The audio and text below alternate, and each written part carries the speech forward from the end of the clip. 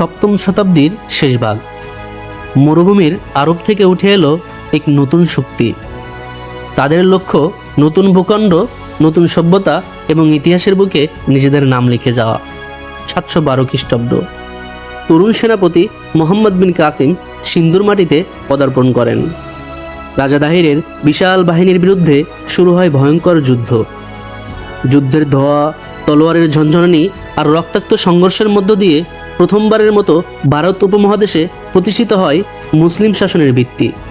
কিন্তু এটাই ছিল কেবল শুরু। এরপর একে একে আসে মাহমুদ গজনবী, মোহাম্মদ ঘুরি, বদলে যেতে থাকে ভারতের রাজনৈতিক মানচিত্র। দিল্লি সিংহাসন দখল করে গড়ে ওঠে দিল্লি সালতানাত। শতাব্দীর পর শতাব্দী ধরে বিস্তৃত হতে থাকে নতুন সাম্রাজ্য। তারপর 1526 সাল, পানিপথের প্রান্তরে বাবরের কামানের গর্জনে কেঁপে ওঠে পুরো ভারত। জন্ম নেয় মুঘল সাম্রাজ্য, যে সাম্রাজ্য ইতিহাস, সংস্কৃতি, স্থাপত্য আর ক্ষমতার নতুন অধ্যায় রচনা করে। তাজমহল থেকে লালকেল্লা, যুদ্ধ থেকে রাজনীতি, ভারত বিজয়ের ইতিহাস আজও পৃথিবীর অন্যতম আলোচিত অধ্যায়। ইতিহাস কখনো মুছে যায় না, ইতিহাস বেঁচে থাকে বিজয়ীদের পদচিহ্নে।